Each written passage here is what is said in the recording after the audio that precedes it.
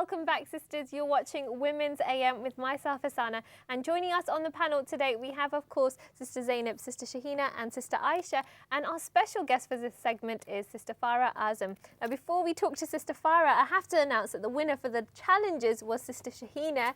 Alhamdulillah. Well done, Sister Shahina, mashallah. Jazakallah khair. You see, I'm beaming. You're trying to be all humble, mashallah. Sorry? Alhamdulillah. Well, alhamdulillah, great segment last. Let's go over to Sister Farrah now, who's going to tell us a little bit more about herself, inshallah. Okay, I run a business called Bespoke Henna. I specialise in canvases and home decor. As we all know, henna is usually associated with like a type of body art, but I wanted to do something a little bit different with henna, so I paint it on the products and just started to paint on things like, I've collaborated with a calligraphist, Lucy Arts, and recently I've collaborated with a jewellery company called Dusty Diamonds and started applying designs to jewellery. And that's quite nice because it preserves it, doesn't it? Because sometimes you do see people do some beautiful art, but then it gets washed off and it disappears. This way you can preserve it. Yeah, I mean, that's the thing. I've never really been one of those people that really likes henna on my hands or anything, but I like it when it's wet on the hands. So I think I found a way of preserving it 3D, and I think it looks really good. Well, I'm really interested in finding out how you actually kind of got into that, because you mentioned there that you don't really like it on the hands yourself. No, I don't. How did you kind of get into this whole bespoke henna and this kind of, was it by accident almost? I think so, a bit of both. I mean, I graduated in psychology, and as soon as I graduated I got married and I had a child straight away. And I've never really been into art, but I think I've always had like that creative streak. And I done a course with Ash Kumar. He's a world-leading henna artist. But when I'd finished the course, I wasn't really very satisfied with sort of painting on the body and stuff, but I was doing it more for, like, as in, I thought it was quite therapeutic. And then once I was painting on a piece of paper because I didn't have anyone to practice on, and I remember when it dried, and I remember looking at it and thinking, this actually looks really good. And then I just done a bit of research, found a way of sort of like preserving it onto the surface, done like a little test for 6 months, and yeah, that's basically how it started. Gosh, so how has it been like working as a Muslimah and setting up the business in the first place? I think it has had its challenges, but I'm really blessed in the fact that I have really good family and friends, and my husband as well. I mean, they're really supportive, and without them I wouldn't be able to do it, if I was to be completely honest. I think it's been great. I mean, I didn't want to sort of, I had a child straight away, and I didn't really want to leave him behind with my mum or whatever and go out to work. So I wanted to be there for him in the first sort of few years of his life. So I think it was amazing that I could find something which I could do from home. And I think being a Muslim, I think it's been amazing because I've got such beautiful Islamic heritage, and I think a lot of that comes through in my work because I'm inspired by things that I grew up seeing, like the mosques and, you know, just the Islamic art. And is that what inspires your designs? Yeah, definitely. I mean, I was going to go into sort of my inspiration. It comes from, you know, mainly my travels, my upbringing. You know, I love to travel. I've been to like Egypt, Morocco, Turkey, and all these countries have got so much beautiful art, especially Turkey. I love the Ottoman era art. And so I think that a lot of my influences in my work has come from Islamic art and my Muslim upbringing. We can see some of your beautiful designs there. You've got a candle and a lovely canvas. Perhaps you could hold one up for us, inshallah, so the viewers can have a look. Talk us through this one. The colours are beautiful. This one is actually inspired by like a type of art which can be found in Turkey. And it's called Iznik art, and it's actually arabesque patterns combined with Chinese elements. Wow. I you know, when I go on holiday to places like Turkey, I always have like my camera with me, and I'll take pictures, and then I'll go back, and then I'll sort of like combine the traditional henna patterns with these, you know, different influences, and I think this one was definitely inspired by Turkish art. Isn't it that blue? Is that in the blue moss that they call, and they use it a lot. Tiles, exactly. They have a lot of that sort of work then. Iznik art is usually used on like pottery and stuff like that.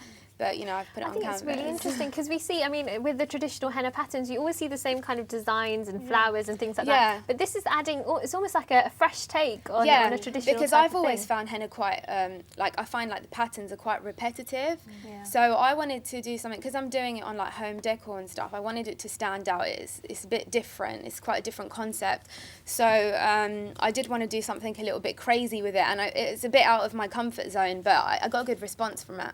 I can see you've got a lovely candle there as well. It looks really, really unusual actually to have the design on the candle. Yeah, I mean, this is actually for one of my customers that just bought it in. So this is, you know, people ask me to match candles with sort of like their wedding theme. So, you know, either it's been gifted to someone, and I'm assuming that this could be someone's wedding outfit colours.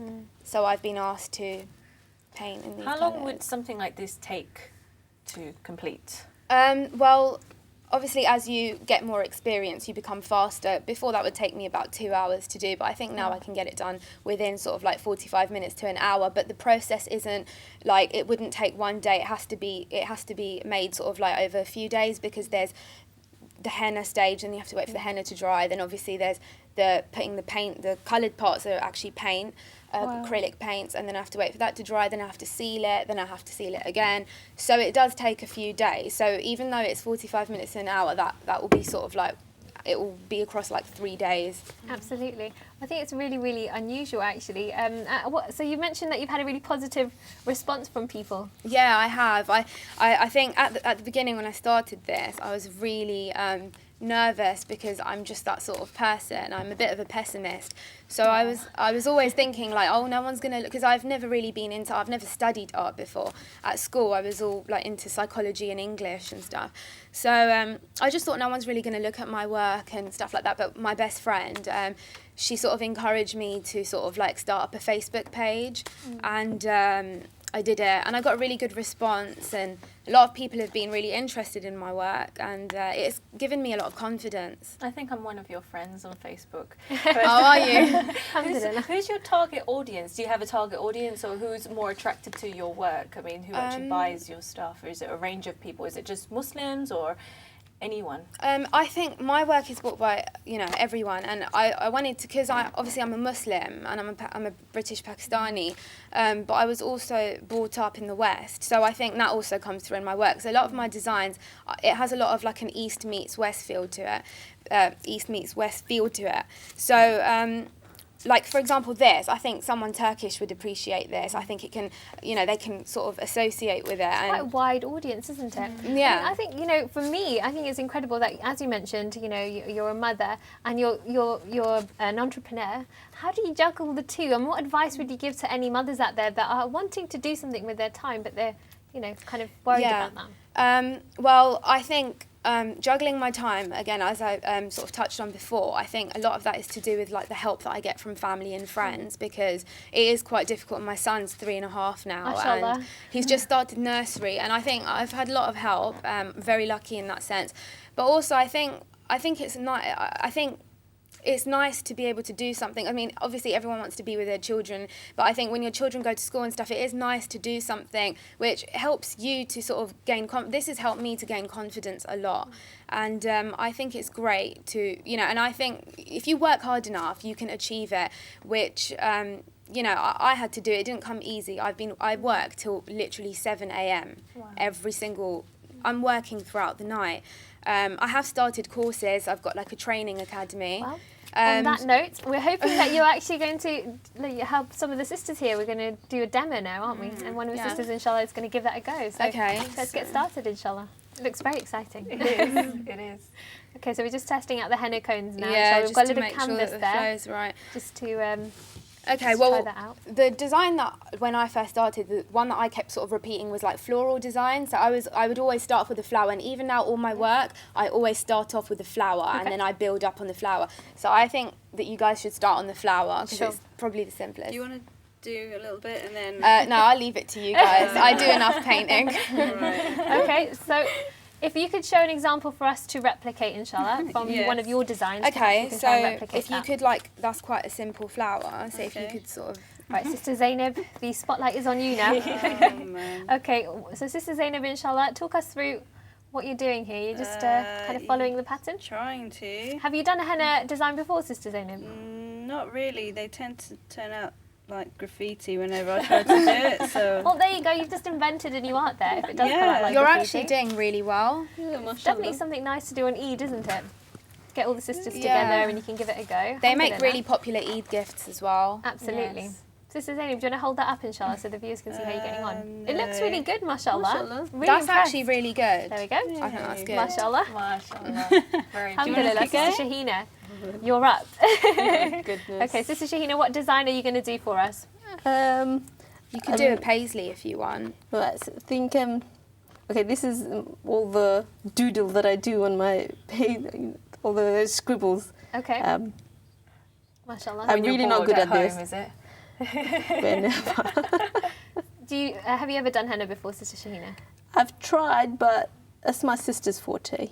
You know, it's usually something that's associated with weddings, but I guess you can kind of do it at any point, really. Yeah. You know, it's something that you can kind of do the whole year round, and especially Eid, it's nice sometimes. Yeah. Alhamdulillah, adds a bit of festivity to the occasion. Yeah. Shahina's actually like underestimated herself. She's actually doing a very fantastic job. Only because this is a lot of my scribbles that I do on paper. It's lovely, In mashallah. meetings, in class. It's funny, isn't it? You kind of doodle and then you don't realise that you've actually made a really good design. Yeah. And is that how it normally is? That you kind of just how are you coming up with the designs in the first place? I mean, I know that you've said that your inspiration, but to actually get it on paper when you first started, basically, Yeah. how did you get the designs going? I think I used to just repeat designs. I would have like the flower, the paisley, you know, like the really common shapes, and I just keep repeating them. But then I realised I can't keep doing this. Sister Shahina, So- do you want to hold that up for us, inshallah?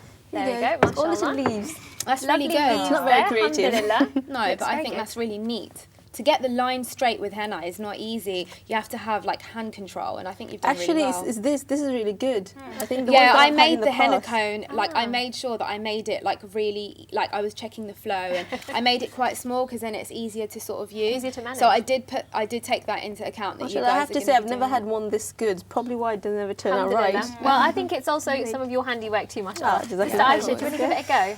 What are you going to be doing, Sister Aisha? I'm going to do something. You can which write your involves name, like mashallah. I don't think I'm going to do that because I want to try something out. I did do a henna course Okay. at the beginning of this year, Okay. and it took me 10 weeks to do, and I mashallah, like I learnt a lot, managed to make my own cones too. Okay. I'm feeling a bit shaky now. So but- you're kind of doing a paisley type thing. Yes. Okay. This is quite a popular design, isn't it, this one? We often see this in henna patterns. It's and a things like that. traditional Traditional design. kind of It's henna used- design Yeah. paisley. Mm.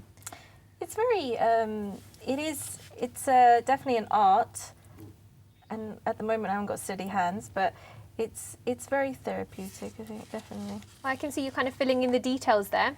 A lot of it is in the details, isn't it? Yeah, it is. Absolutely. You can see some of the henna designs there with the paisley patterns.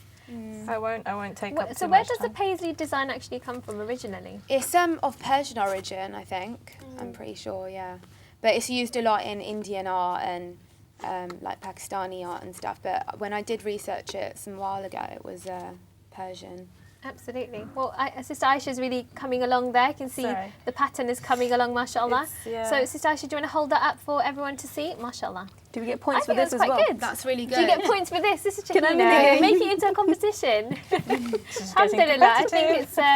think it's definitely, mashallah, it's a good start there. I'll leave you to carry that on, inshallah. Yes. Alhamdulillah. Well, jazakallah khair, Sister Farrah, for coming in and sharing your work with us, mashallah. Thank you for having me. Stunning, alhamdulillah. And jazakallah khair to all of the sisters.